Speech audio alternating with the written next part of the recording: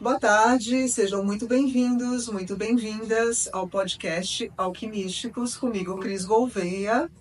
E hoje eu estou trazendo um convidado muito especial, que é um grande artista. Eu já tive a oportunidade de entrevistar o Petkov há um ano atrás, mais ou menos. E agora eu estou trazendo aqui para vocês conhecerem um pouquinho mais da vida e do trabalho do Mena. Seja muito bem-vindo, Mena. Agradeço pelo convite, pelas portas abertas. Prazer estar aqui com você. Prazer todo meu. Eu sou simplesmente apaixonada pela Flor da Vida, até. Depois eu vou falar dos livros aqui.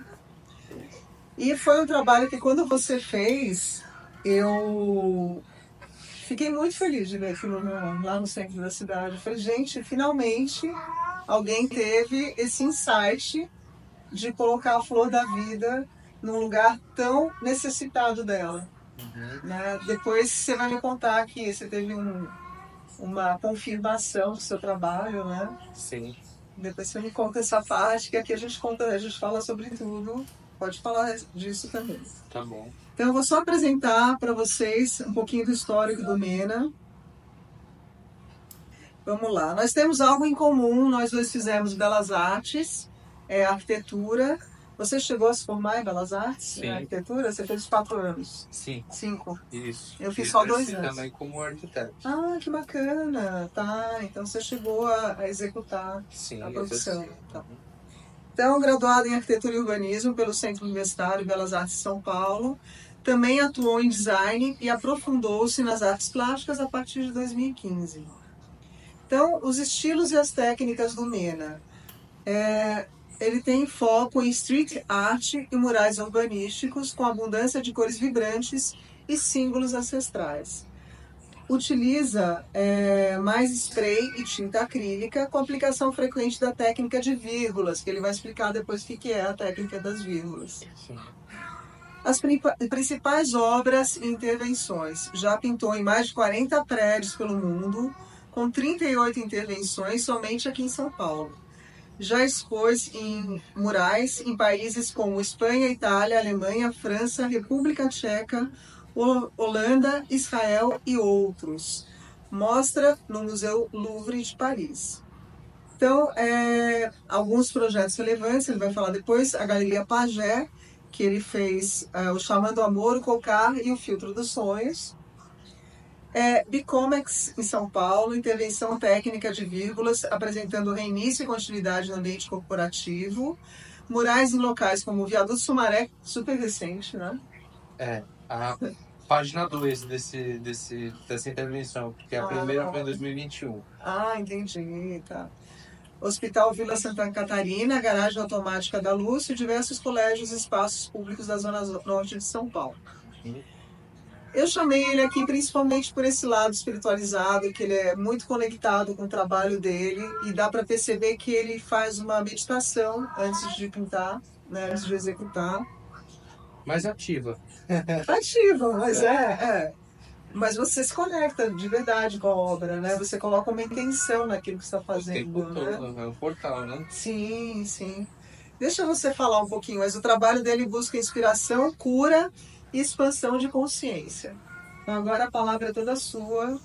Mena, me fala um pouquinho da sua passagem lá pela Belas Artes e como é que você se descobriu artista plástico mais do que arquiteto. Vamos começar por aí. Primeiro gostaria de, assim como todas as palestras que eu passo e entrevistas, gostaria de honrar meu pai e minha mãe, que me deram a vida, que me deram a oportunidade de ter uma criação muito digna, investiram muito nos meus estudos, acreditaram muito no meu potencial. Minha mãe é psicóloga, meu pai é advogado. Minha mãe sempre teve a vontade de me colocar numa escola construtivista e assim ela fez. Como é que é uma escola construtivista? Hoje essa escola nem é mais nesse segmento construtivista, mas É uma escola que visa a conexão mais com a natureza, com a expressão do ser, um acolhimento, não como a maioria das escolas fazem, que é só matéria, matéria, matéria. Não, é um desenvolvimento do ser. Entende? Eu acho que isso fez completamente diferença na minha primeira infância, principalmente. Minha mãe sempre estimulou também oficinas de arte para nós nas férias. Sabe, ela comprava. Você tem irmãos? Tenho minha irmã. Ah, sua irmã, que legal! Olha! Ela estimulava sempre a nossa criatividade com argila. A gente fez aula de pintura em caixinha de madeira com ela. Então ela sempre trabalhou com a gente nessa parte manual e criativa, né? Em algum momento, talvez na minha adolescência, eu me distanciei um pouco desse trabalho manual, me conectei mais com outro tipo de arte, que é a música. Comecei a desenvolver meu lado musical também, tocando alguns instrumentos, tendo uma banda de punk rock, né? Totalmente diferente do que eu sou hoje, mas eu tive um moicano de 20 centímetros. Jura? Parecia uma crista de galo. Você frequentava aquele lugar que eu falei, né? Eu fui algumas vezes, mas hoje eu frequento mais, porque a galeria do rock. A galeria do rock que eu tava falando, precisa da pintura do Mena lá. Porque ali tem as principais lojas de spray, né, da cidade de São Paulo. É verdade. Então eu frequento bastante e de patins, eu adoro andar de patins. E outras inúmeras coisas diferentes que tem lá também. E, bom, aí eu me formei na escola e eu servi as Forças Armadas.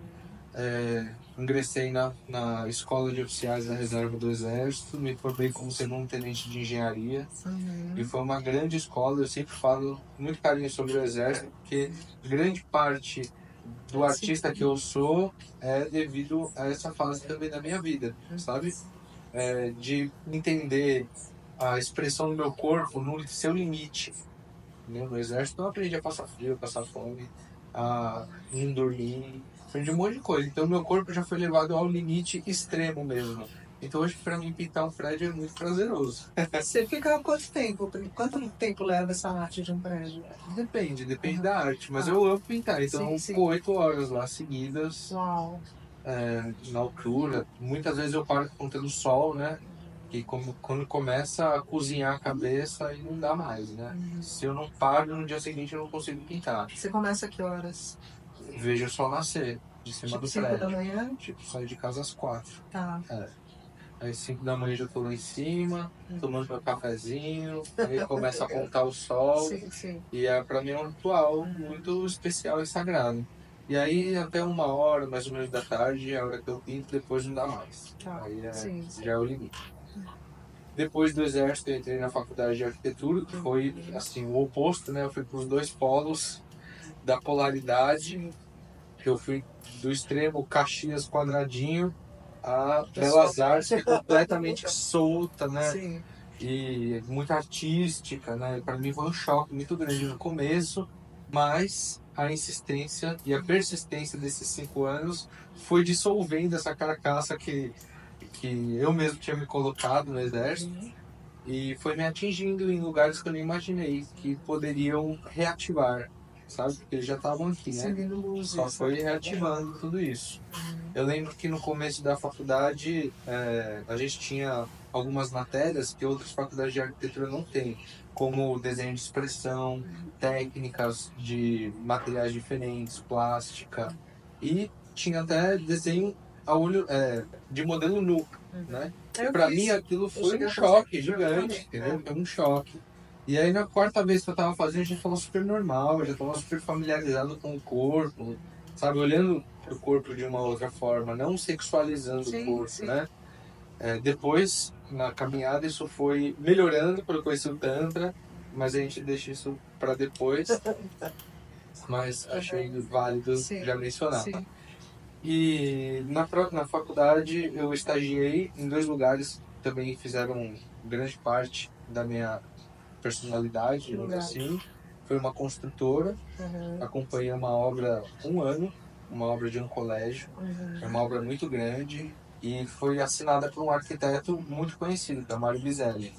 E aí depois o mesmo arquiteto me contratou para trabalhar no escritório dele. Que legal! Que é um escritório voltado para concursos de arquitetura, né? Eles são super, assim, fora da caixa, é um escritório muito incrível.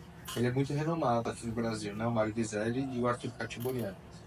Mas eu não gostava, não. Vou ser bem sincero, não gostava, não. Me dava muito sono. Eu cheguei a fazer estágio. Eu sou mão na massa, entendeu? Para mim, a construtora era mais dinâmico, né? Estar em contato com as pessoas, fazer medição, fazer cálculo estrutural junto com o engenheiro da obra. Aprendi muito, muito mesmo. E no final, né, do meu estágio lá no Mário Biselli, foi muito curioso, porque eu sou virginiano. E aí tinha uma sala de amostras de materiais arquitetônicos e eu passei, acho que umas 2 semanas dentro da sala arrumando tudo para ele. Tô cansado, meu. Eu gosto desse negócio de AutoCAD aí, me dá um sono. Sim. Fico aqui me cobrando porque eu durmo no trabalho em cima do computador. E aí, depois disso, eu fui embora. E foi também ótimo, porque aí eu fui investir em outras coisas, né? E consegui encontrar uma sócia na época, que era a melhor aluna da minha sala, Roberta Abreu. E nós dois juntos abrimos nosso escritório de arquitetura, Escala 011. E chegamos a executar... Na sua vida também. Eu já comento com você. E nós chegamos a executar 20 projetos de arquitetura. Dos mais variados possíveis. A gente projetou farmácia, a gente projetou agência de viagem, projetamos muitos apartamentos, casa em Riviera, casa de praia. Foi, assim, muito gostoso. E nesse momento, era um momento que tinha muita coisa rolando. Então tinha escritório, tinha a TCC, na arquitetura TFG, e nesse momento eu também comecei a me conectar com a arte. E aí esse bololô me deu um burnout. E eu fiquei cego por 10 minutos. Nossa! Eu tava pintando na rua o muro e apagou, simplesmente. E aí foi onde eu escolhi seguir na arte. Não que eu não goste de arquitetura, eu amo projetar, eu amo entregar para o cliente aquilo que veio, sabe, de inspiração, mas na arquitetura depende de muitas pessoas e isso tá me deixando extremamente estressado, sabe? Então, sei lá, o marceneiro me entregava, o pintor faltava, o gesseiro deu calote, nossa, era cada enrosco, meu Deus do céu. Eu falei, não quero mais isso pra minha vida, não quero. Quem sabe um dia eu gosto de fazer só os projetos, aí eu vou ficar muito feliz, mas é isso. Aí eu resolvi escolher a arte. E a arte, ela veio muito forte, claro, de toda essa construção da faculdade, né? Que foi reacendendo essa chama em mim. E chegou uma hora que eu tive um trunco aqui na faculdade, que foi a matéria de cálculo estrutural. Que não entrava na minha cabeça de jeito nenhum. Eu sou diagnosticado com TDAH. E assim, eu olhava pro professor para ver ele tava falando árabe, sabe? Não tava entendendo nada sobre aquilo. E eu comecei a desenhar. De bode da aula mesmo. E aí eu comecei a perceber que quando eu desenhava, eu entendi o que o professor estava falando. Olha! E aí eu comecei a desenhar muito. Desenhando muito, muito, muito. Todas as aulas, né? Você se concentrava mais. E aí eu comecei a melhorar todas as notas. E aí o papel já não era mais suficiente. Então eu desenhava na carteira de arquitetura, que é grande, né? Ela tem um espaço, uma folha, acho que é A1, sei lá. E aí eu comecei a pintar com caneta permanente. E aí aquilo começou a ficar muito bom. E aí eu comecei a postar isso no Facebook, né? Que nem tinha Instagram. Sim. E aí uma amiga minha, arquiteta, viu as minhas postagens, ela sempre me acompanhou. E ela falou, olha, tem um cliente que tá querendo uma pintura na casa dele, você faria? Eu falei, com certeza. Aí lá fui eu, na Galeria do Rock, comprar meus sprays, minhas canetas Posca, pela primeira vez. Comprei tudo errado, porque eu comprei um número muito grande de material. Gastei todo o dinheiro que eu recebi na arte, eu gastei no material. Pode ser assim, mas vivendo e aprendendo. E aí eu demorei 12 dias para pintar uma paredinha super pequena, que hoje eu pinto em meia hora. E foi um processo muito especial pintar a primeira vez na parede. E logo nessa primeira vez eu mandei foto assim pra marca do spray, pras canetas Posca, mandei foto pra um monte de gente. Todo mundo repostou minha arte. Que legal! Foi a primeira que eu fiz. Uau. E aí já deu mó boom. E aí dessa já vieram outras, mas principalmente o início mesmo foi com a garrafa de Absolute. E nessa época de faculdade eu bebia Então eu tinha lá, nunca gostei muito de vodka, mas eu tinha uma coleção, eu achava bonitas as garrafas. Tinha uma coleção de edições limitadas e eu tinha uma garrafa em especial, que era uma de Vanilla, que era toda branca, que ela não tinha nenhuma arte. Eu falei, esse material sobrou, eu vou pintar essa garrafa. Tava um dia assim, à toa em casa, pintei a garrafa e postei. No dia seguinte eu tive uma encomenda. Aí eu fiz a encomenda, postei. No outro dia eu tinha 12 encomendas. Em um ano eu pintei quase 600 garrafas. Nossa!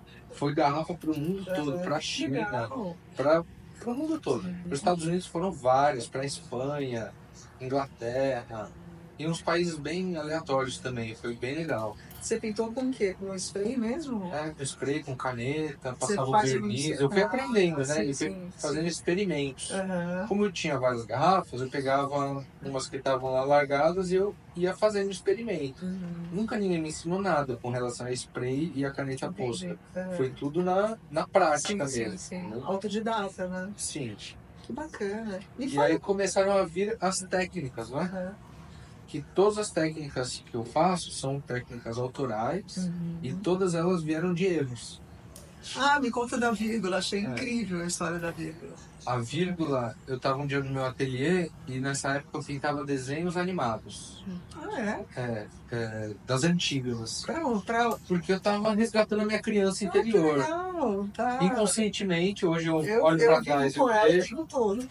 Hoje eu olho para trás e eu enxergo isso. Sim. Mas eu pintava desenhos que eu assistia, que eu gostava, sabe? Sei lá, o Shrek, Dudu e Edu, os Rugrats, sei lá, infinitos desenhos que eu pintei muitos mesmo. E aí eu comecei a pintar os quadros deles, que era o que eu pintava na carteira da faculdade também.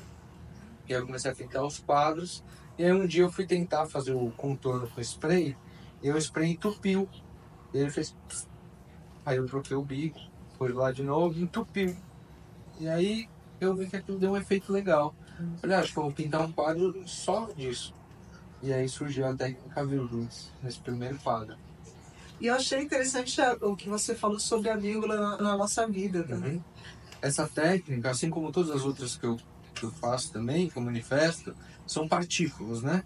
São partículas representando a unidade. Sim.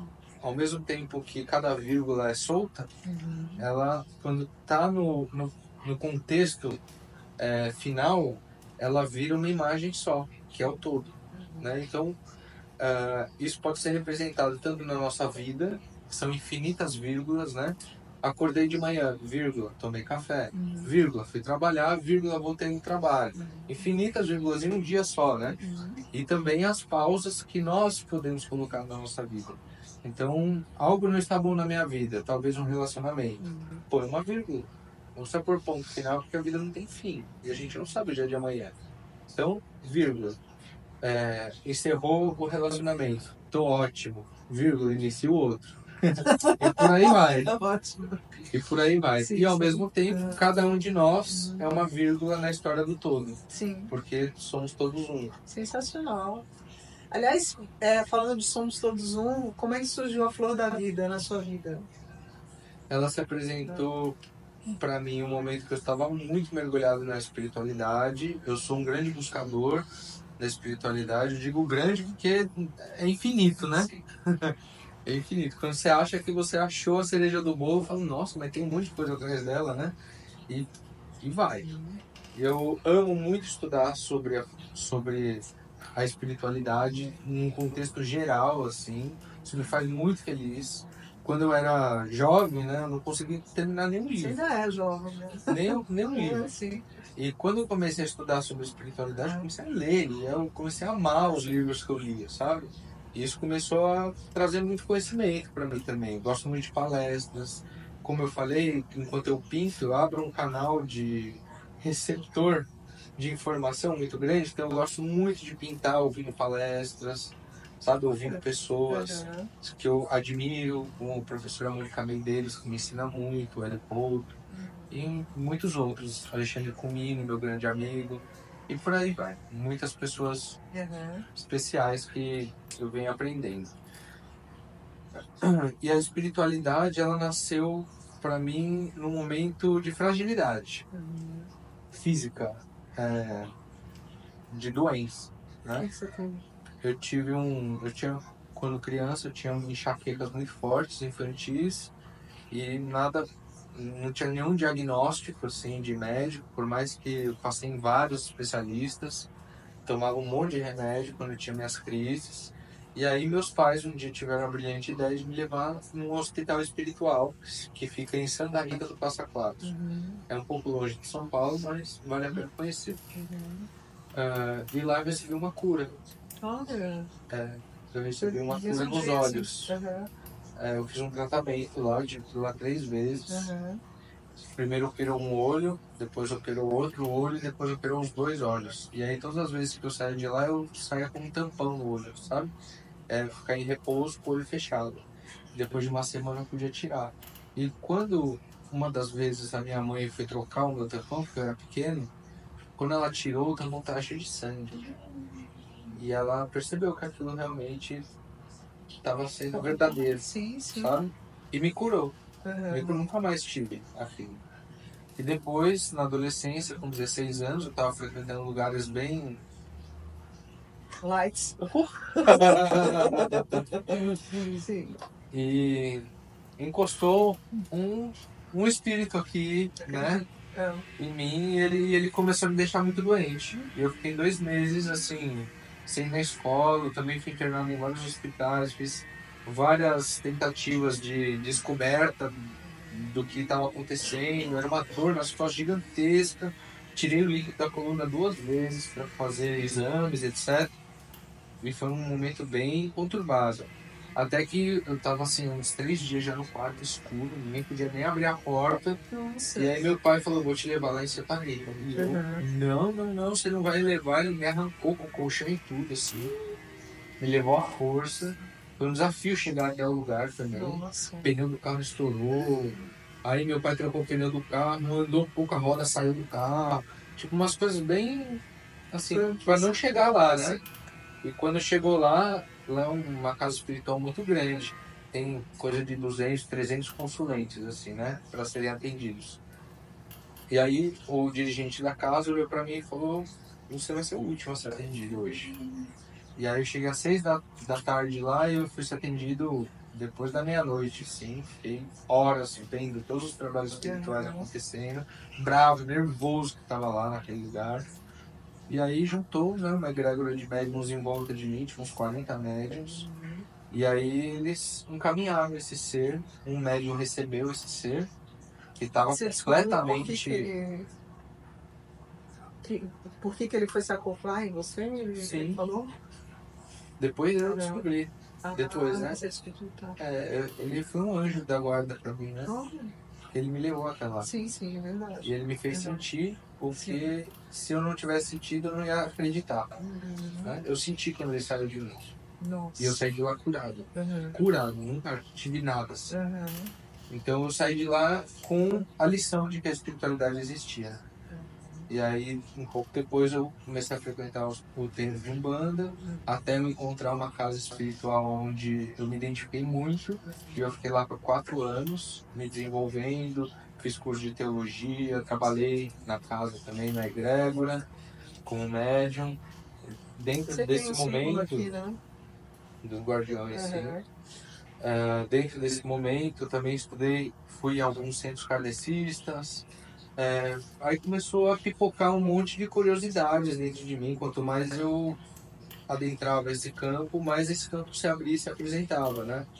Até o dia que passou a não fazer mais sentido estar no terreiro de Umbanda, porque para mim eu estava perdendo várias festas de família, estava perdendo encontros que para mim eram importantes, e eu tinha esse compromisso, né, com a espiritualidade. Então a Amanda tá de prova. Quantas vezes que ela e minha família foram viajar, eu fiquei. Trabalhando. Porque eu não podia ir, entendeu? Não podia. Pra mim, né? Eu me coloquei essa regra. Sim. E também a casa. Então, quando eu me desliguei da casa, foi outro portal que se abriu. Que daí começou a vir, né? Os extraterrestres, começou a abrir os portais hinduístas. Aí eu comecei a fazer vários curso de reiki egípcio, Magnify Healing, barra de Axis. E por aí vai, foi um monte. E maravilhoso. E a Flor da Vida surgiu nessa jornada. Quando eu me desliguei da Umbanda, essa Flor da Vida começou a se apresentar várias vezes para mim, uma semana, acho que foi mais de 10 vezes. Eu fui numa aula de yoga, lá no Mat de Yoga tava a Flor da Vida. Que caramba de símbolo é esse? Fui no Centro Espírita Flor da Vida. E meu Deus, já que tá acontecendo? E aí, quando eu fui estudar, eu abri esse livro do Antigo Segredo da Flor da Vida, comecei a estudar sobre ela, aí foi uma expansão de consciência gigante. Aí veio o Somos Todos Um. Aí veio o senso da unidade e essa percepção de que todos nós estamos ligados de alguma forma, né? Todos nós somos filhos do Criador, mas não só filhos, nós somos partes desse Criador, né? Somos células no corpo dele. Assim como as nossas células aqui no nosso corpo talvez não tenham consciência de que elas são células e que elas existem e coexistem juntas para que o funcionamento desse corpo aconteça, nós somos iguais no corpo da Terra, no corpo de Deus. Sim, né? sim. Essa é a minha visão. E essa virada de chave da unidade, ela me deu uma missão também, de poder compartilhar isso cada vez mais com as pessoas. Você foi muito bem preparado, né? Você foi preparado a vida toda para chegar nesse momento e ter consciência da responsabilidade que você tem perante as cidades, né? Porque você faz uma arte para a cidade. Cada vez que a gente... Eu estava pensando nisso hoje, ontem. Cada vez que você se conecta com uma imagem, por exemplo, um leão, você se conecta com todos os leões que existem. Você já sabia disso? É uma egrégora também, né? Então, que eu fiz cursos de comunicação entre espécies. E eu aprendi isso lá. Então, você se conecta com a flor da vida, você se conecta com toda a vida. Com tudo que existe. Então, é bacana você ter tido esse aprendizado para poder passar isso com consciência. Com certeza, com propriedade. Sim, né? com propriedade. Assim como todas as geometrias sagradas que eu compartilho, é sempre com um objetivo específico daquele lugar, né? Para que as pessoas recebam aquela vibração. Sim, e você fez ali é o octógono, aquela minha mesa de tarô é o octógono. O octógono é uma ligação do céu com a terra. E ali eu coloquei uns cristais justamente para fazer essa transformação e transmutação da energia no momento que a pessoa é atendida. Muito bom. Então é legal a gente ter esse conhecimento, né, para poder... Me fala um pouquinho das suas exposições agora pelo mundo. Como é que você chegou lá fora? Bom, as exposições, eu tenho várias frentes, né, de trabalho, inclusive o 011. Me fala. Posso pegar aqui? Pode. O 011, a princípio, ele veio por dois motivos. Primeiro, porque o 11 é o número da elevação espiritual. E segundo, que o 011 é o prefixo da cidade de São Paulo. É verdade, eu nunca parei para pensar nisso. Então, honrando também a origem, né? Sim. E aí, recentemente, nós fizemos um estudo de marca, que agora a Mena não é só um artista, né? Mena agora também é uma marca, porque são várias pessoas trabalhando juntas, né? Sim. Não sou eu que faço tudo sozinho, pelo contrário, né? A Amanda é minha empresária, né? Ela que abre todas as portas contratuais, cuida da empresa, do financeiro, etc. Porque nós somos muito da lei e da verdade. A gente gosta de trabalhar limpo, entendeu? A gente gosta de trabalhar da maneira correta que precisa ser trabalhado. Em questões, inclusive, financeiras de imposto, etc. Recentemente eu tive um aprendizado que Jesus plantou lá atrás, que foi: dê a César o que é de César. Para que os caminhos possam se abrir sempre. Então, essa parte é sempre importante de alinhar. Então, a gente desmembrou esse 11 em 11 frentes diferentes. Então, existe a frente outdoor, que é o que a gente estava falando até agora, que são os prédios. É tudo que é externo. Existe o indoor, que é dentro da casa dos clientes, dentro de espaços fechados. Existem os quadros, que são... eles nascem dentro do ateliê, que os quadros é onde eu me dispo. É onde tudo nasce e acontece. Porque lá sou só eu. Lá, ou no meu silêncio, ou na minha música, ou na minha loucura. Porque eu já fiquei muito louco dentro da sala de pintura. Louco, eu digo, de entrar tão dentro da arte que, meu Deus, teve uma vez que eu acordei no meu quarto, estava inteiro pintado. Nossa. Minha cama estava inteira pintada. E quando eu fui na sala de pintura, tinham 4 obras prontas. Uau, você entrou em transe. Em transe, total. E eu nem lembrava. Você falou, nossa, onde que eu tô, né? Quando eu fui ver, pum, tudo pronto. Você nossa, foi utilizado, né? Foi como se fosse forte. Sim. Eu amo pintar no meu ateliê. E aí tem as exposições, que é juntar esses quadros que eu faço e eu crio essas exposições. Já participei de muitas exposições coletivas, que é com vários artistas juntos. Sim. Ah, a Tati foi numa delas. A Tati Alencar. Sim. Ela contou uma vez. Mas o que eu mais gosto são as exposições individuais. Já estamos na 8ª exposição individual. E isso eu alugo um espaço, ou o espaço é cedido, e eu levo o meu acervo junto com algumas instalações. Então, eu gosto muito de trabalhar os sentidos da pessoa, né? Então, preparo uma playlist junto com um incenso, algum aroma, tem as obras, e aí cada obra eu escrevo um texto sobre essa obra, do que eu senti, qual foi a minha intenção, o nome da obra, e etc, as características. Para mim isso é muito importante, porque hoje, por exemplo, a gente vai no MoMA, que é um museu lá no estado, em Nova York, e a gente para na frente de uma obra do Van Gogh, por exemplo, a gente não tem um descritivo dele. A gente não sabe, a gente tem a interpretação de alguém que fez uma análise do que supostamente pode ser, mas não tem a palavra dele, o que ele estava sentindo, qual foi a intenção dele. É muito subjetivo. E eu fiquei chateado quando eu já visitei vários museus e eu sempre fico chateado. Pô, queria tanto entender o que o artista estava querendo dizer com isso, porque você fica tentando quebrar a cabeça para entender o que ele estava pensando e sentindo. Eu acho que a interpretação pessoal das pessoas é muito importante, muito válida. Mas o que está por trás também é importante. Por exemplo, a Flor da Vida. Eu vou pintar um quadro sobre a Flor da Vida com fundo de vírgulas. Uma pessoa que não conhece, ela não vai entender nada daquilo. Se eu explicar o que é a técnica das vírgulas, o que são as cores do arco-íris, o que é a geometria colocada, pô, aí eu tô levando uma mensagem para as pessoas, entendeu? Tô sendo mais assertivo. Claro. Aí tem as parcerias, que são várias colaborações de projetos como marcas que se unem a nós, etc., que são maravilhosos, porque isso potencializa a força da arte e também dá a oportunidade dessas marcas também comunicarem de uma maneira diferente. Existe o corporate, que são trabalhos em empresas, tanto em parcerias quanto dentro dos escritórios, no mundo corporativo. Isso é muito especial também. Eu adoro. Imagina um ambiente completamente, né, gelado, frio, muitas vezes cinza, tudo de cimento queimado agora, né?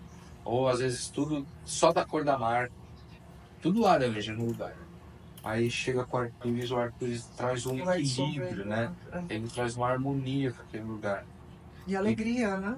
E alegria, com certeza. E aí tem cursos, né? Que eu tanto faço oficinas, já fiz algumas. Você faz? Que legal. Como a gente também está desenvolvendo agora um curso online para poder levar e compartilhar esse conhecimento com outras pessoas, tanto a parte tudo, né? Esse curso já está todo gravado, está finalizando a sua edição, mas eu compartilho tudo. Eu abro o jogo, assim, né? Como que é o meu ritual antes de pintar, depois de pintar, como que eu faço para trazer essa criatividade, quais são os materiais de EPI, que é material de segurança que eu preciso usar. Às vezes a pessoa vai começar e ela não tem noção disso, né? Ou só curiosidade mesmo, né? Então... precisa ter coragem também para subir nos prédios, né? Para fazer... Tem esse lado. Às vezes pinta em um lugar meio fio, com ônibus passando super perto, é meio perigoso. Me coloca em cada uma, que olha a Deus mesmo. E aí tem as palestras, que já compartilho esses, assim como a gente está fazendo aqui nessa entrevista, né? Eu tenho muito prazer em falar sobre a arte, em falar sobre a minha história, em trazer inspiração para as pessoas também, porque é possível, né? Claro. É possível. todos nós. Tem o digital, que são as artes digitais, que a gente também está adentrando nesse mundo agora. Acredito eu que a tecnologia ela vem favorecer de muitas frentes possíveis e tem que aproveitar a onda, senão a onda passa e você fica esperando só a próxima. Eu tô encantada com o GPT. É incrível. Tô aprendendo a mexer ainda, mas tô encantada. Tem o meu livro, que é... Bom, é o primeiro que eu estou escrevendo. Você está escrevendo? Sim, minha autobiografia. Essa história que eu compartilhei com você, eu conto minuciosamente sobre né, as coisas que aconteceram, etc. Por isso está tão fresco na minha cabeça. Claro, eu tenho feito bastante. Sim. Um livro que já está com 380 páginas. Uau! Agora começa as imagens. Uhum. E tem a Store. Vai ficar lindo. Gratidão. E tem a Store, que é a nossa loja, né? Sim. Para poder viabilizar essa arte. Para as pessoas poderem usar, vestirem essa camisa e andar na rua. Sim. E criar novas conexões com pessoas que estão ressoando nessa mesma frequência. Compartilhar essa geometria sagrada. Porque quando você anda com uma geometria sagrada estampada, você está levando essa força, né? Sim, por onde você vai. Nós temos canecas, por exemplo, garrafinha de água, que são utensílios que a gente pode usar no dia a dia e que de alguma forma conecta com essa força da arte também. Então estamos explorando todos esses lados, esse é o 011, todas essas frentes. Mena não pinta só quadro, Mena não pinta só prédio, não pinta só mural, eu faço muitas coisas, tem esculturas também. Olha, tem muitas coisas assim, mobiliário, são muitas coisas. Eu achei interessante. O 11 é meu número de alma e de destino. 11 e 11. Então eu amo também o número 11, achei muito legal. E hoje é dia 11. Olha só. Não é dia 11? Tá vendo? Sincronicidade. Me fala um pouquinho do trabalho que você fez com os indígenas, que eu achei lindo. Eu já fui, uma época, secretária do Partido Verde de Políticas Indígenas. E aí eu organizei uma exposição com artigos deles lá, e o que eu comentei, aí eu dei uma palestra sobre o assunto, e o que eu comentei é que eles têm pouca autoestima com relação ao trabalho que eles fazem. E é um trabalho lindíssimo. Tanto da parte gráfica, quanto aquelas bolsas de palha, que são mais valorizadas fora do que aqui. Fala um pouquinho desse trabalho que você fez com eles, que você foi nas aldeias, você resgatou essa cultura, eu vi que você fez roupas com o desenho, né? Fizemos uma parceria, não foi eu que fiz a roupa. Sim, você fez uma parceria com uma empresa que desenvolveu. Isso, a estampa que eles tinham criado. Criaram, exato. Minha relação com os indígenas é de muita honra. Acredito eu que o nosso país só irá ser de verdade transformado. E transformado, eu digo, de política, eu digo, de toda a situação do nosso país, né? Só vai acontecer quando passarmos a honrar quem esteve aqui antes. Também acho. Quando a gente olhar para trás, assim como diz essa frase tão falada na atualidade, o futuro é ancestral. Então vamos olhar para trás para que a gente possa dar os próximos passos. A cultura indígena me encanta muito, muito mesmo. Eu honro muito esses seres que conseguiram sobreviver com essa cultura até hoje, porque foi o maior extermínio que já existiu no planeta Terra. A gente acha que foi na Segunda Guerra Mundial. Não foi, não. Foi com os povos originários. Só que as pessoas não falam sobre isso. E é importante falar sobre isso também. A minha conexão com eles foi muito forte, principalmente por conta da medicina da ayahuasca. Eu fui querer entender mais sobre a cultura indígena. Eu tive a oportunidade de conhecer um dos líderes da etnia Xauandawa, que é o Kayá, o pajé Kayá, Xauan Kayá. E ele me convidou para ir até a aldeia deles, que fica lá no Acre. E foi uma experiência assim incrível. Eu já estive em outras também, em contato com outras etnias, como meus queridos amigos Janaron e o Biraci, que são os pataxós lá da Bahia. Biraci? Eu conheci o Biraci. O Biraci é formidável, né? Eu estive com ele na aldeia do... Qual é o nome dele? Do Cacaverá. Eu conheço. O Cacaverá é de São Paulo, ele foi até do Partido Verde, e ele reunia lideranças indígenas de tempos em tempos no espaço dele, no Embu. E eu conheci o Biraci lá. Aliás, o cocar que eu tenho foi ele que comprei dele. Olha que especial. Ele é uma pessoa Ele incrível. ele é alto, né? Que é super altão, É, forte. isso. É ele mesmo. Ah, que legal. Esse é um grande ser humano. É. Bom, e essa Realmente. experiência lá no Acre foi algo assim formidável. A gente teve a oportunidade, a Amanda foi comigo, né?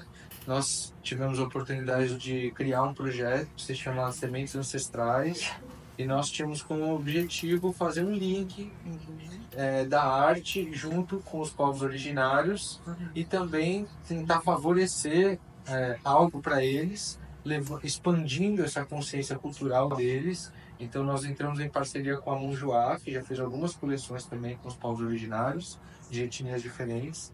E a Monjoá é uma marca de roupa, né? Muito forte no sul, principalmente. Do nosso querido amigo Felipe, que ele é muito querido mesmo, assim, tem um propósito muito grande com esse projeto de levar, de expandir a cultura dos povos originários através da moda. E eu facilitei uma oficina de arte, né, com os irmãos que queriam participar, e foi muito especial, foi um dia inteiro de oficina, e dentro dessa oficina eles criaram alguns canês, que são vibrações, né? São os desenhos ancestrais que trazem vibrações, ou vibração da jiboia, da onça pintada, do jabuti, do sapo. São várias vibrações diferentes em formatos geométricos.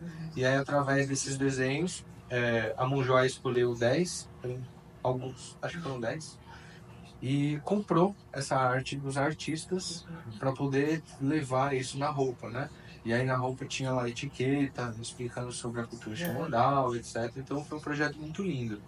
E voltamos cheios de aprendizado. Cheios de aprendizado. Porque eles ensinam num lugar de muita humildade, de muita simplicidade, sabe? E eu não acho que eles não valorizam a cultura deles, nem a arte deles. Pelo contrário, eles têm muita consciência do que eles fazem. Só nós brasileiros que não entendemos ainda a arte deles, a interpretação daquilo que eles manifestam artisticamente e como muita coisa que acontece no Brasil, né? O que é de fora é sempre mais legal. E a arte brasileira sendo muito bem reconhecida no exterior, né? Como é o caso da minha arte, como é a arte do cobra, como é a arte dos indígenas.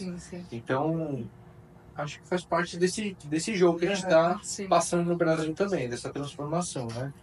Que acredito eu que mais uma vez, só vamos passar por isso e olharmos para trás, honrando quem esteve aqui antes. Então, tem um contato muito positivo com todos esses irmãos indígenas, honro muito todos eles e aprendi principalmente a estar no meu lugar, a reconhecer a minha missão e a reconhecer a missão deles também.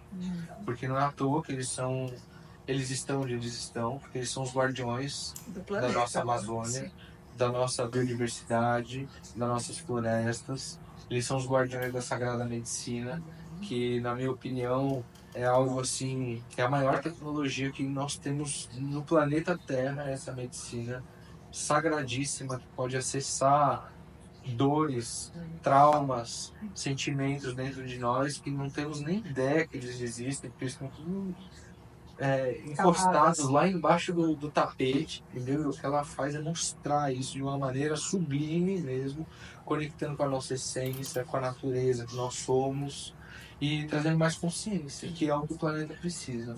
Então eles guardam um mistério dessa medicina, mas eles guardam também o remédio da cura da humanidade, que é o amor, que é a união, que é a fraternidade, que é o reconhecimento de um ao outro, sabe? Então, tenho muita gratidão. Quando eu fiz esse evento para os indígenas, eu lembro que teve um que estava lá que você acredita que só de olhar para ele, só de me conectar com ele, parece que eu estava entrando dentro da floresta. Eu tive essa sensação. Eu falei, gente, o que. Eles são os guardiões, né? Sim, mas foi uma sensação física. Eu falei, gente, é como só de. Parece que fui transportada para outro lugar. Foi uma coisa bem interessante. Me fala do Museu do Louvre. Me fala um pouquinho o que você levou lá para Do Acre pro Louvre. Boa! Eu podia colocar esse conteúdo da nossa entrevista. O que você acha? Acho que de São Paulo é melhor. Tá bom, tá bom. Conta um pouquinho dessa sua vivência internacional. Eu fui convidado já para pintar em alguns países diferentes e outros países eu mesmo tive a iniciativa de pegar minha mala e falar, eu quero espalhar essa mensagem. Isso foi em 2018. Eu fiz um projeto chamado Nova Arte, porque eu estava estudando muito mesmo, mergulhado sobre o projeto Nova Terra, que principalmente a mãe Cameireiros que acendeu essa fagulha dentro de mim. É isso aí. E isso estava tão vivo, eu carrego isso em mim ainda, mas naquele momento eu falei, eu preciso compartilhar isso com a humanidade. E eu fui, peguei minhas coisas e fui embora. Qual foi o primeiro lugar que você foi? Barcelona. Ah, que delícia. Conheci faz pouco tempo. Comecei esse projeto em Barcelona e eu passei por 6 países na Europa, compartilhando a arte. E para mim foi uma experiência formidável. Eu pintei todos os dias, nenhum dia eu fiquei parado. Nossa. E eu pintei mural e quadros em praça pública transmitindo mensagens diferentes. Tanto geometria sagrada, simbologias, coisas que fossem de fácil acesso para as pessoas de outras culturas. Porque a Europa não é habitada só pelos europeus, e sim por todos os povos do nosso mundo, né? Então, é isso, a linguagem universal estava sendo compartilhada. Foi muito especial, fui muito feliz. Voltei com todo esse acervo de quadros, porque eu trouxe todos eles enrolados no avião. Fiz uma exposição com todos eles. E aí, nesse momento, como eu estava muito conectado com o exterior, né, eu recebi um convite de uma galerista que abriu essa oportunidade para levar minhas obras para o carrossel do Louvre. O carrossel é o que fica embaixo. Ah, sim. Que é a pirâmide. Eu nunca fui. Ainda não fui, pretendo ir. É a pirâmide de cima para baixo. E a pirâmide de baixo para cima é o Louvre, né? Sim. O Louvre é só os mortos, lá não tem vida. É só morto. Entendi. É a parte egípcia, grega, de toda a história da humanidade. Colocação interessante. É verdade. E a parte de baixo é destinada os artistas vivos, exatamente, para a atualidade, né? E aí foi, nossa senhora, eu já tinha ido lá mais de uma vez no Museu do Louvre. Primeira vez que eu entrei lá, eu lembro que eu chorava, assim, foi a primeira vez que eu vi pessoalmente, né, os artefatos egípcios. Nossa, que me toca demais. Eu tenho E levar depois a minha obra para aquele museu, nossa, foi uma emoção gigantesca. Foi gigante, gigante.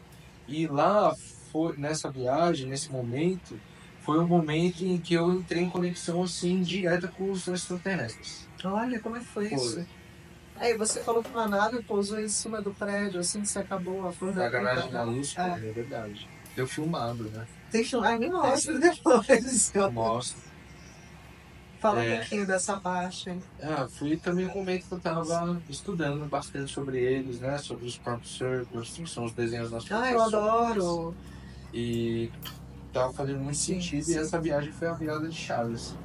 Virou a chave e eu comecei a ter visitas físicas. Sair foto, muito tempo. Nossa! Então, bem especial. Esse loop foi a abertura do portal mesmo. Eu sonhei já sonhei que eu fui dar uma volta no disco voador. E aí tem uma frase, não sei se você que gosta disso, tem uma frase que eu sempre falo que é um mantra, que é de super proteção. Você pode usar no momento que você estiver, que é o Kodosh. Você deve conhecer o Kodosh, Adonai Tsebaot. Ele é o mantra mais, assim como a flor da vida, é o símbolo da primeira forma de vida, e não é só no nosso planeta, em outros lugares também. O Kodosh é o maior mantra de proteção espiritual que a gente pode ter. Porque ele afasta tudo que é negativo. Depois eu vou te passar um blog que eu fiz que você vai amar, que fala sobre tudo isso. Mas eu sonhei que eu tinha sido abduzida, né? E aí fui parar na nave. Aí veio um japonês na minha direção, eu fiz assim, Kodoji, Kodoji, Adonai Baioma pra ele. Aí ele pegou e fez pra mim, Kodoji, Kodoji, Adonai Baioma, tipo, estou em paz. Eu falei, então tá bom, né? E aí ele foi me mostrar a nave por dentro. Aí ele me mostrou a nave por dentro, e mostrou uns tubos de ensaio, sabe? Tipo, com um bebê, não sei o quê. E tinha eu e mais um grupo de pessoas. E eu tava preocupada em voltar pra cá por causa dos meus gatos. Eu tinha 20 gatos, agora eu tenho 4. Falei, preciso voltar pra minha casa, não dá pra ficar aqui, né? Eu tenho que cuidar dos meus gatos. Ele falou, não se preocupa que todo mundo vai voltar. Eu falei, então tá bom. Aí realmente eu voltei, mas eu sempre volto de sonho num transporte diferente. Ou é de trem, ou é de ônibus, ou é de carro. Eu sempre volto de uma maneira diferente pra cá. E eu achei incrível. Aí ele falou que eles escolheram pessoas para ver como é que elas lidavam com as experiências de vida que elas tinham. Então, por exemplo, você pode ser uma pessoa que passou por muita coisa. Eu passei por muita coisa desafiadora. E eu prefiro olhar a vida com alegria e com essa, né, com amor e com paz, né? Eu sou embaixadora da paz também. E você tem isso também, né? Então, assim, de ter a gratidão pelas coisas. Então foi muito especial esse momento. Mas eu nunca vi nada como você viu, né? Eu, de vez em quando, estou assistindo Alienígenas no Netflix. Mas assim, eu nunca cheguei a ver presencialmente nada assim. E você viu a sua arte ser, de certa forma, abençoada por eles, né? Pô, chamei eles pra caramba todo dia. Fazer ritual, batia tambor. Jura? Não só dessa vez. Então eles falaram, Também. entendi. Eles vieram mesmo. Mas me conta de alguma dessas situações que você acha interessante compartilhar. Porque tem muita gente que não acredita, e a maioria tem medo. Né? O medo é desconhecido. Exato. A maioria tem medo Então vai buscar o desconhecido. conhecimento, né? Mas o que eles trouxeram para você que você acha que vale a pena compartilhar, assim, sobre a sua arte, por exemplo? O que a sua arte está despertando das pessoas, além da expansão de consciência? São portais. É um senso de unidade, de união, Sim, tá. de inclusão, de diversidade, né? De olharmos para os outros com respeito, com empatia. Uhum. Para mim, o fundamental da arte é isso, conectar e transformar os espaços. Porque a maioria dos lugares que eu vou precisam desse reset energético. Eles precisam dessa. É uma boa frase essa. É um reset energético mesmo. O meu querido amigo Murilo Gun fala que é uma. Eu quero entrevistar também. Fala que é uma Sim. acupuntura. Sim. Cada lugar que eu vou é um pinzinho de acupuntura, assim, que vai trazendo um equilíbrio, uma cura para aquele lugar. Sim. Né? Sim. Precisa. Verdade. A garagem da luz, por exemplo, não foi só a pintura. Eu tirei 3 caçambas de entulho de lá, de lixo, lá de dentro. Uhum. Eu reformei o jardim todo deles. Olha. E foi muita coisa, muito espiritual, inclusive, né? Já fui em vários shopping centers e eu defumo os shopping centers. Sim, porque tem que ter circulação de pessoas, né? O que tem que encaminhar. E precisa disso. Assim como os indígenas são os guardiões da floresta, eu sou o guardião das 7 cores. Não é brincadeira. O negócio é sério. Então, onde eu chego, precisa de uma limpeza. Eu sei que eu estou sendo encaminhado para aquele lugar para isso. E eu já vi muita coisa. Eu já vi muita coisa em shopping, meu Deus do céu. O negócio é louco. O bagulho é louco. As pessoas não têm nem ideia do quanto de influência recebe, não só pela energia, mas pelos andantes, pelos andarilhos espirituais que existem nesses lugares. Que se alimentam da energia da gula, do consumismo, né? Sim. A maioria das pessoas ainda está no modo zumbi. Então imagina, está na inconsciência e esses espíritos se alimentam disso. Só que chega, né? Chega. Gostei. Parabéns. Gratidão. Eu faço só o que eu acho certo fazer. Sim, e eu faço de todo o meu coração. Sim. E eu compartilho isso hoje com muita sensibilidade e com muita gratidão. Porque eu reconheço a missão que eu tenho. E eu sei que eu não vim pra brincar nessa vida, sabe? O negócio é sério, de verdade. E eu faço a minha parte. E hoje eu falo isso com muito carinho mesmo. Não esperando aplauso de ninguém. Sim, porque sim, eu sei. quando tá lá no meio do shopping à noite, às 3 horas da manhã, ouvindo mulher gritando, criança chorando e não tem ninguém, aí, Você já viu isso? não foi uma vez só, não. Não foi uma vez só. O negócio é tenebroso, você não tem ideia. Meu Deus. É. Eu quase não vou em shopping, então, graças a Deus, eu não vou muito. É. Viaduto também, não, gente. O viaduto que você citou recentemente, que a gente repintou ele recentemente, né? Nós fomos convocados para estar lá por conta do número de suicídios. Porque lá é o maior ponto de suicídio da cidade de São Paulo. Nossa. Depois do metrô, né? O metrô, o maior físico é lá, nesse viaduto. E a primeira vez que nós fomos lá, foi um trabalho espiritual gigantesco. Porque quando a gente chegou, tinha, assim, camadas de cal, né? Porque a prefeitura não passa tinta, passa cal. Então, camadas de cal, junto com lambe-lambe, junto com cartaz, com um monte de coisa. A gente raspou o viaduto inteiro com espaço. Raspou, todas aquelas cracas que tinha lá, foi mandado embora. E antes de colorir, faz parte do processo também, alguns lugares recebem preto antes. É pra zerar a energia, entendeu? A gente anula a energia daquele lugar, conecta aquele lugar com a energia do caos, que é o vazio, que é o nada, que é o absoluto. E depois, exatamente, depois ele recebe a arte. A luz, né? Exatamente. Então foi forte. E pra mim foi o trabalho espiritual mais forte que eu já fiz, porque eu caí depois. Assim, me derrubou.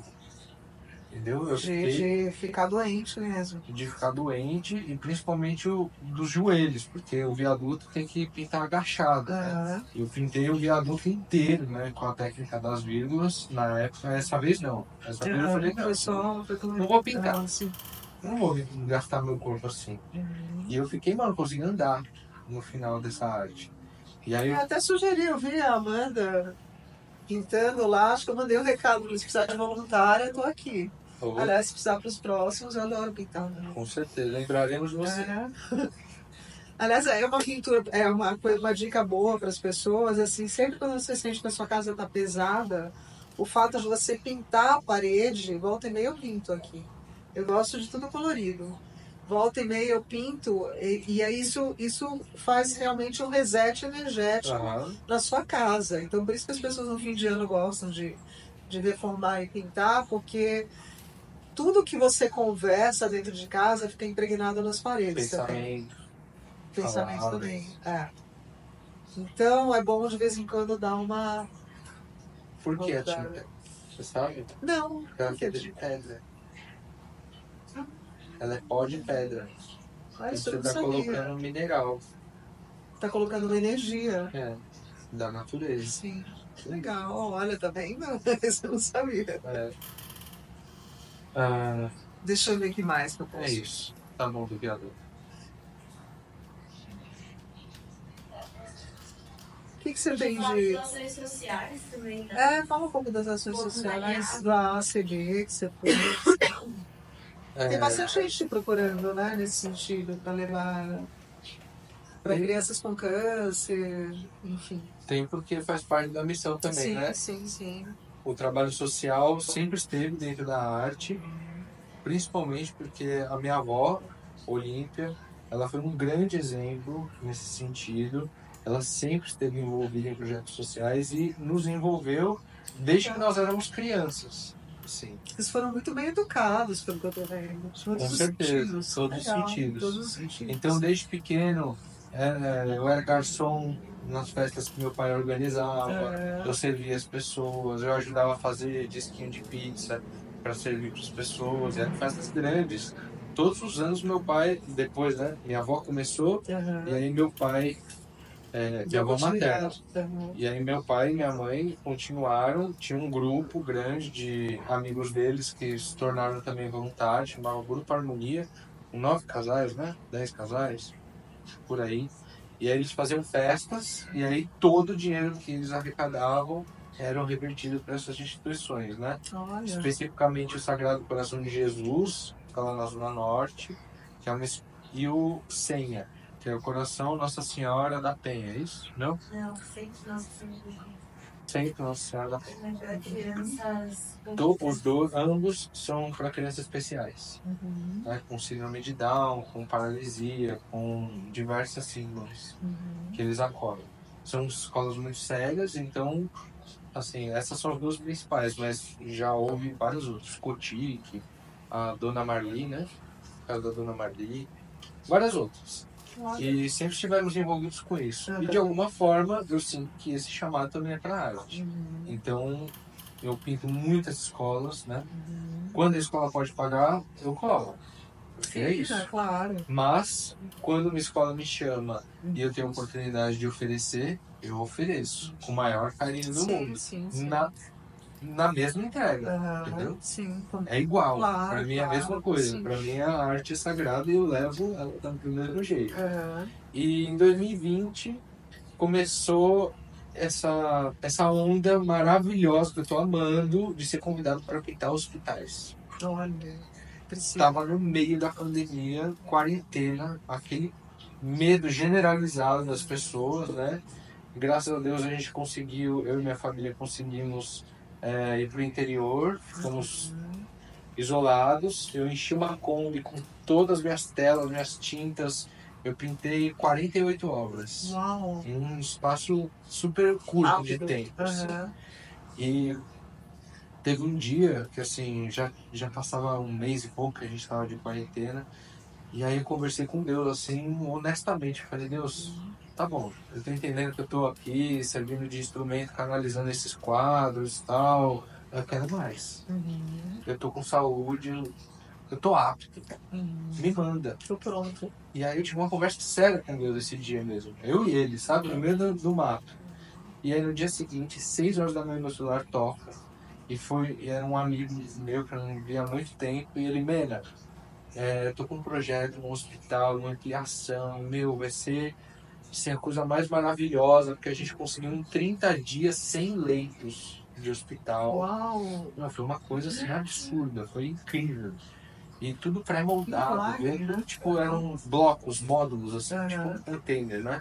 E aí o vídeo é incrível, porque no meio de uma estrada aqui, sem ninguém, umas 40 carretas, assim, uma atrás da outra, carregando o hospital inteiro, assim, sabe? Nossa! E aí lá fui eu. Minha mãe ficou desesperada, eu lembro. Ela, não, pelo amor de Deus, não. Eu vou, minha missão, eu vou. Eu pedi, ele mandou, você acha que eu não vou? Eu pulava de alegria, assim. Peguei minhas coisas e lá fui eu. Nesse hospital tinham 300 casos de Covid nesse momento. Então era um lugar que estava super assim, muito caótico. Caótico. Parecia um cenário de guerra, literalmente. Entendeu? Com barracas e aquele monte de gente, e médicos, todo mundo vestido, parecendo astronauta. Nossa, foi uma coisa de louco.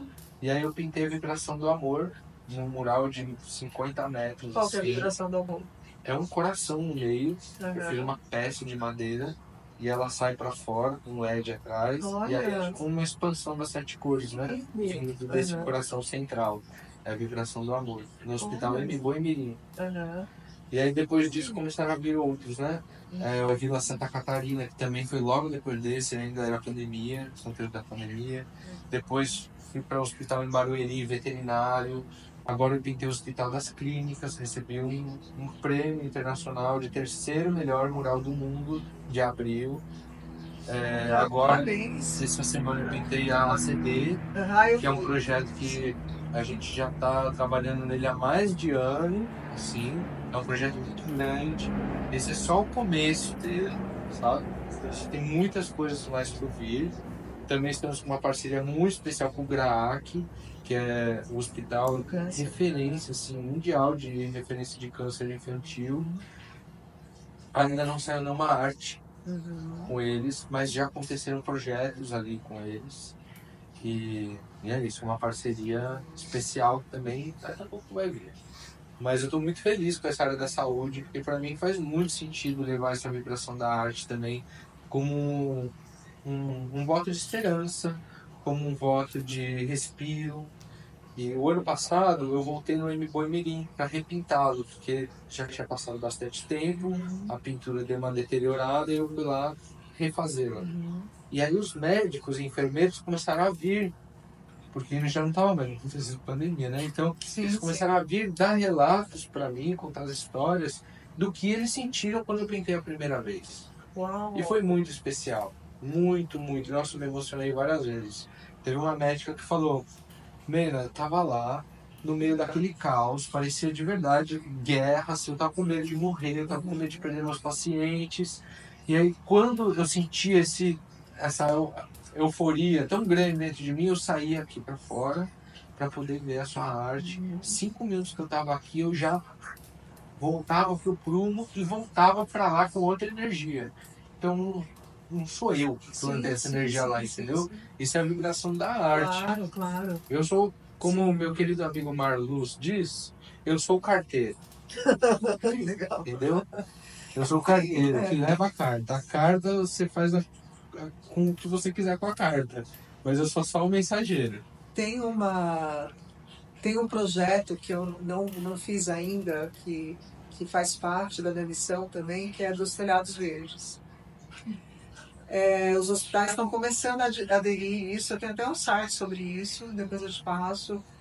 E Singapura é um dos lugares que tem telhados verdes em hospitais. E eles trouxeram para cá, até o Einstein, acho que fez também. Então, assim, é interessante unir essas duas coisas, porque, por exemplo, em Singapura, as pessoas que estão doentes, elas vão cuidar das hortas, elas têm essa possibilidade de ir lá cuidar das hortas, e isso faz com que elas tirem o foco da doença e foquem na saúde, né? Que nem o caso que você faz. Então, a pessoa tira o foco da tristeza e foca na alegria. Então, de repente, dá para pensar, fazer um bem bolado de colocar hortas e plantas junto com uma aula de pintura, entendeu? Lá em cima, no topo dos hospitais. Uma ideia. Muito bom. Porque é isso, quando a pessoa ela foca. É que nem é como você falar que você tem que resolver o problema da doença, você tem que se prevenir. Né? Não é curar depois, você tem que fazer uma pré-cura, né? Você tem que nem o que você está fazendo, as pessoas provavelmente estão se curando mais rápido. Porque, outra coisa que eu lembrei, nas paredes dos hospitais, se tivessem paisagens também dentro dos corredores. Os corredores, eles são muito tristes também. É branco, é muito branco. E isso é muito frio, é que nem as empresas. Então, eu não sei se você chegou a colocar, você colocou nas paredes de dentro já ou você coloca fora? Já coloquei em Recife, na Cisano. Eu fiz uma pintura interna, mas é difícil pintar nos hospitais por conta do spray, né? Tem isso. Não, mas de repente surge uma nova técnica que dá para você fazer isso, porque você vai tirar a frieza dos corredores, que é onde as pessoas mais circulam. Gratidão. Né? Estamos com um projeto assim, sendo desenvolvido nesse momento. Legal, olha, tá vendo? Tudo é informação do campo, né, que vai vindo. Eu sou o tipo de pessoa que eu falo, todas as ideias que eu tenho, eu vou passando para frente. Né? Esses dias eu falei de um filme que não tem muito a ver com o que a gente está falando, mas você já ouviu falar do Pássaro Azul? Não. Já ouviu falar do Pássaro Azul? Pássaro Azul é uma história... Aliás, você tem o símbolo da borboleta, que é do meu logotipo, né? Fala um pouquinho da borboleta primeiro, depois eu falo do pássaro... Peguei pra você. O logotipo do podcast é a borboleta. E você usa essa borboleta de vez em quando, né? Sim. Qual que é a sua ligação com essa borboleta? Depois a borboleta é a transformação. Sim. É da lagarta que se coloca dentro de um casulo. Dentro desse casulo rola um caos dentro, um mistério, uma magia, um milagre, e dessa lagarta nasce asas, né? Ela se torna animal, se torna um ser elemental maravilhoso, né? Guardião das matas. E a borboleta para mim é muito simbólica, muito. Ela sempre me acompanha. Em todas as artes que eu faço tem borboleta, todas. Você assina e você coloca a borboleta do lado, né? Não, elas vêm. Elas vêm passear. É. Olha, que lindo. Todas. Uau. Já aconteceu de eu pintar no 20º andar na casa de uma pessoa no prédio e a borboleta entrar nem na casa da pessoa. Que incrível! Acontece muitas vezes, Puxa! Então, eu vou falar do Pássaro Azul, quem sabe você descobre uma maneira de tornar essa ideia viável. Existe um filme chamado Pássaro Azul, que foi gravado em 1930, 1940 e pouco, 1970. Obrigado. Tá frio, né? Eu tô congelando. Eu também. Tá quebrado o aquecedor. E aí, 1930, 1940, mais ou menos, 45, 1950. O Pássaro Azul é a busca pela felicidade. Então, o Pássaro Azul é a referência para a felicidade. O primeiro filme foi gravado com a Shirley Temple. Depois você procura no YouTube. Da mesma maneira que você falou dos shoppings, das pessoas estarem cegas e perdidas, o Pássaro Azul é uma referência para você descobrir aonde está a felicidade na sua vida. Então, a personagem do filme, ela e o menininho, eles recebem a visita de uma bruxa primeiro na casa deles, porque ela é uma menina muito mimada. E ela mora, completamente oposto do que você falou, ela é mal agradecida com a vida que ela tem. Eles moram numa cabana simples e ela reclama de tudo. E ela acha o Pássaro Azul e prende ele numa gaiola. Não é só no final. Mas enfim, eles vão em busca da felicidade. Aí essa bruxa se transforma em fada depois e vai levando os dois para vários lugares. E os animaizinhos deles acompanham. Então o cachorro e a gata. Aí o cachorro vira gente e a gata vira gente.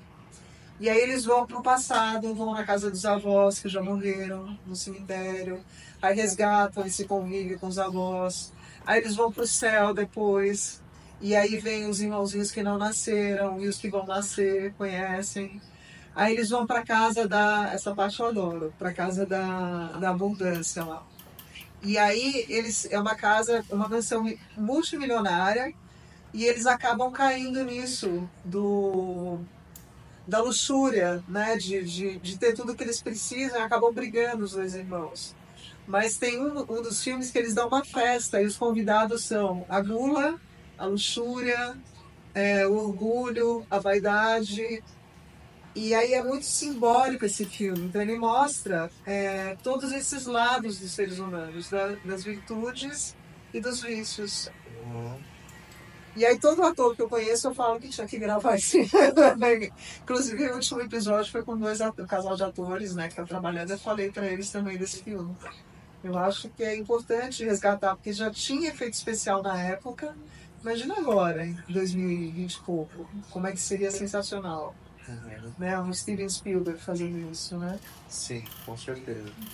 Eu vou fazer só uma paradinha, cada ação, quase uma hora, né? 1h12 já. Tá, eu vou parar para falar dos livros, só para indicar os livros. E aí eu vou jogar um tarô para você depois. Tá bom. Tá bom? A gente vai fazer uma paradinha estratégica. Isso é um livro das 4. A gente vai acabar daqui a pouco. Mas eu vou falar dos livros agora.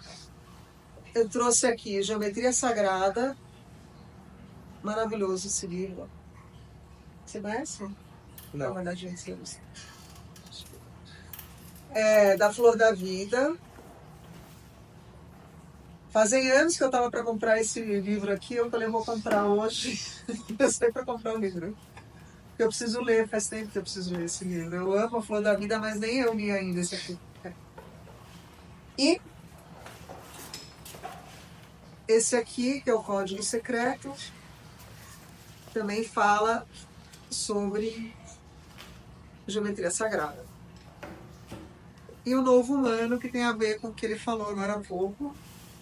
Mas é isso. Então, vamos parar um pouquinho e daqui a pouco a gente volta com o tarô, tá bom?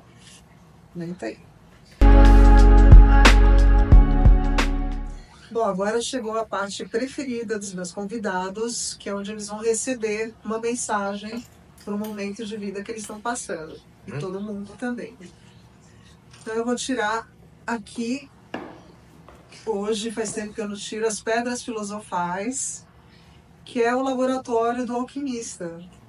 Inclusive eu fiz curso de alquimia com o João Aleixo, preciso continuar, não acabei ainda, eu tô E ele também já fez milhões de cursos, né? Então, um curso talvez você se interesse. Vamos tirar. Muito bom. Você escolhe uma pedrinha daí de dentro. É?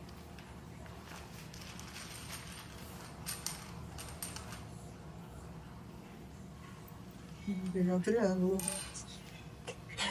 Peraí. Isso. Acho que não é.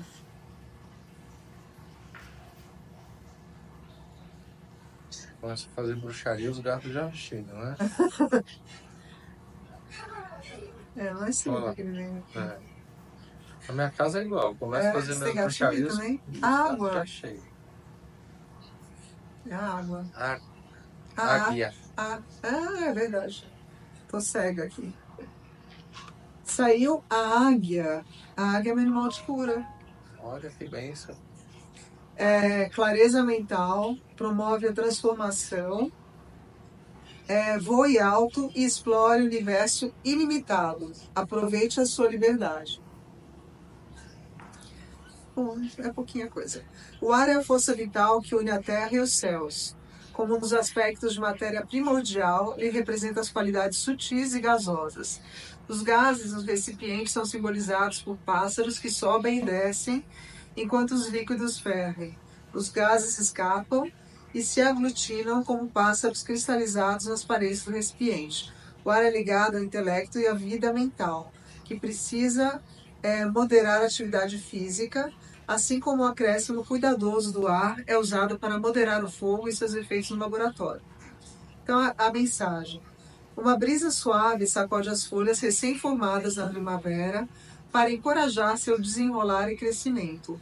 Imensas correntes de ar em redemoinhos envolvem o planeta e comandam o clima, trazendo tanto a chuva quanto o brilho do sol. Embora sendo uma força sutil, o ar pode causar grande transformação e metamorfose. A mudança é possível através dos cuidados, do exercício dos poderes mentais, mesmo que sua presença possa parecer invisível. Antes de tomar qualquer atitude, dê tempo à reflexão. Ideias espontâneas e planos deliberados têm uma função nesse processo. Acho que ele está com frio, porque você quer entrar aqui. Acho que ele está congelando. Ele quer entrar dentro do casaco. Pode, não, né, neném? Ó, a mudança, antes de tomar, assim como gases escapam do líquido fervente, é possível que você tenha que se retirar caso a atividade em torno fique muito exaltada. É a pausa e a vírgula.